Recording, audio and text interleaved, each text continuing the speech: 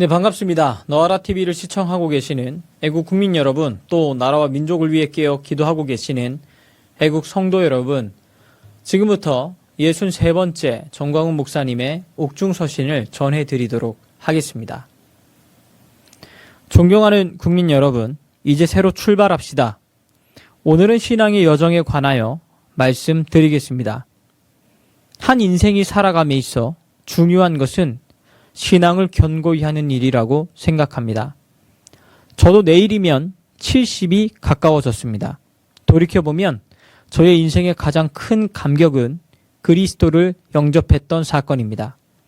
많은 분들이 자기 방법으로 그리스도를 안다고 하지만 그리스도를 진정 영접한 분들이 많지 않습니다. 그리스도를 영접하지 않고 교회를 다닌다면 종교 생활에 불과합니다. 역사적으로 보면 그리스도의 교훈에 심취하여 그리스도를 영접하지 않고 그리스도를 따랐던 대표적인 분들이 있습니다.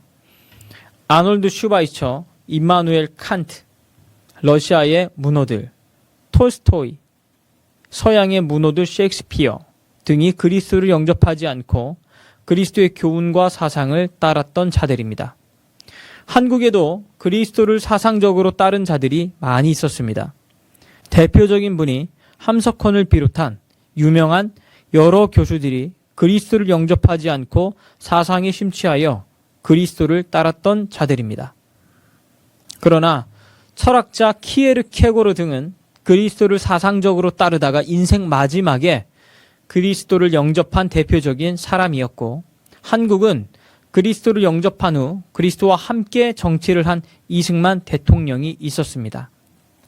그리스도를 이념과 사상으로 따르는 것과 그리스도를 영접하는 것은 전혀 다른 사건입니다. 그리스도를 영접하는 것은 아주 간단하고 쉽습니다. 지금 잠시 하시는 일을 중지하시고 그리스도를 영접해 보세요. 자세를 기도의 자세로 취하시고 이렇게 소리내어 따라해 보십시오. 주 예수님, 저는 죄인입니다.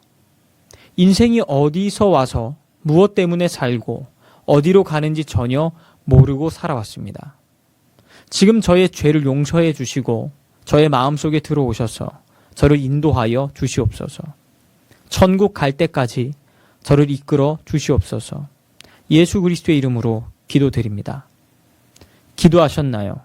그럼 지금부터 성경을 읽어보세요. 특별히 요한복음부터 읽어보십시오. 영접하기 전과 전혀 다를 것입니다. 그리고 기도해 보세요. 찬송을 불러보세요. 그리스도가 내 속에 들어와 계신다는 것을 금방 알게 될 것입니다. 둘째로 그리스도를 영접한 분들은 꼭 성령 세례를 받아야 합니다. 성령 세례를 사모하며 기도해 보세요. 주님이 정하신 시간에 성령 세례가 임할 것입니다. 많은 분들이 성령 세례를 건너뛰고 바로 로마서 공부를 하다가 신앙이 깊이 들어가지 못하는 것입니다. 성경은 말하기를 사람에게 가장 큰 사건은 그리스도를 영접하는 것이요, 그 다음은 성령 세례를 경험하는 것입니다. 예수를 영접 후 사도행전을 건너뛰고 로마서로 간다면 결코 깊은 신앙의 세계로 갈 수 없습니다. 어떤 분들은 성령 세례가 오늘날도 있을까 생각하지만 성령 세례는 지금도 역사하고 있습니다. 없어졌다는 주장도 있지만 그것은 사실이 아니고 오늘날도 사도행전에 있는 것은 다 있다고 보아야 할 것입니다. 신약과 구약은 시대를 구분할 수 있지만 공관복음인 마태, 마가, 누가, 요한복음은 시대를 구분할 수 있으나 오순절 사건 이후에는 시대를 구분할 만한 아무 이유가 없습니다.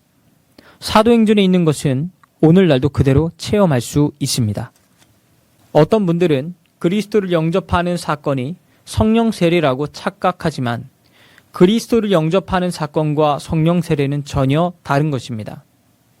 사도행전 1장에 보면 예수 그리스도의 제자들은 오순절의 성령 세례 전에 이미 그리스도를 영접했고 구원받았고 하나님의 자녀가 되었고 천국에 생명책의 이름이 기록되었으나 성령 세례는 받지 못했던 것입니다.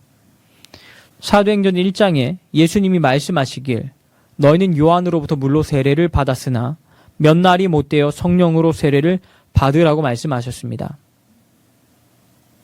예수님은 제자들에게 성령의 세례가 임하기까지는 예루살렘을 떠나지 말라고 했습니다. 많은 분들이 그리스도를 영접하고 성령 세례를 받지 못함으로 능력 있는 그리스도의 삶을 살지 못하고 있습니다. 어떤 분들은 예수 그리스도의 제자들은 성령으로 거듭나는 것과 성령 세례가 구분되었지만 그것은 특수 상황이라고 말들을 합니다. 절대 그렇지 않습니다. 그 후에 나타난 사도행전 8장 사마리아 교회도, 19장 에베소 교회도, 10장 고넬료 가정도, 로마서 1장의 로마 교회도 성령으로 거듭나서 물세례 받은 것과 성령 세례는 완전히 구별되어 있습니다. 이 부분에 관하여는 여러 견해가 있으나 영국의 세계적인 신학자 마틴 로이드 존스의 성령 세례 책을 참고하시면 아주 명쾌합니다. 꼭 성령 세례를 경험하시길 바랍니다. 셋째는 로마서가 말하는 자아의 파쇄입니다. 거듭난 그리스도인은 성령 세례를 받은 분들도 인간의 자아 파쇄가 되지 않으면 신령한 그리스도의 삶을 살 수 없는 것입니다. 인간의 자아라는 것은 반석과 같이 견고하여 쉽게 깨어지지 않습니다. 자아가 깨어지지 않으면 그리스도도 성령의 능력도 흘러나오지 못합니다. 예수 그리스도께서는 우리의 자아를 깨뜨리기 위해 외부의 환경과 외부의 갈등을 일으켜 우리의 자아를 깨뜨린다는 것을 꼭 알아야 됩니다. 자아가 깨어지지 않으면 반쪽 그리스도인이 될 것입니다. 넷째로 그리스도와의 연합입니다.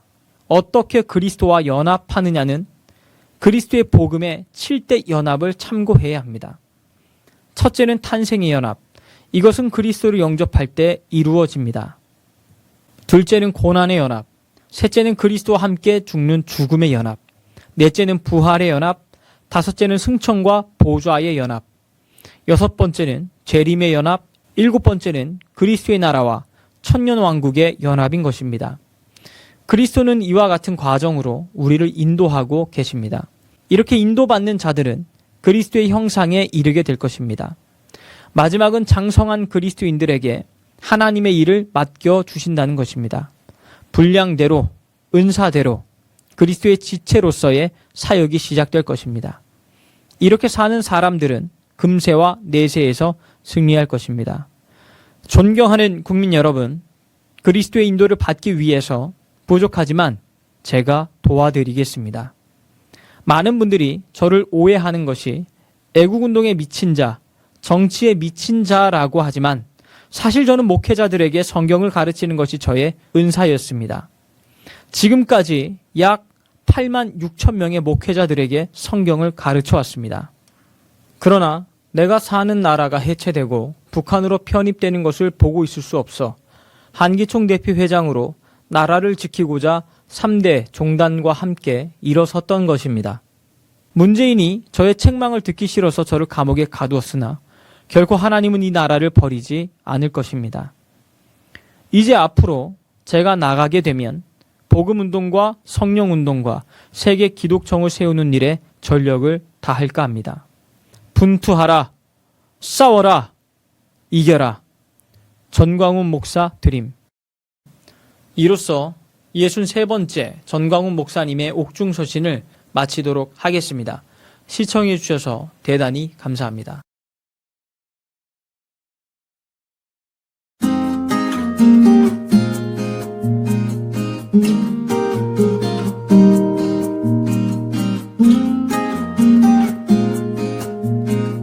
음.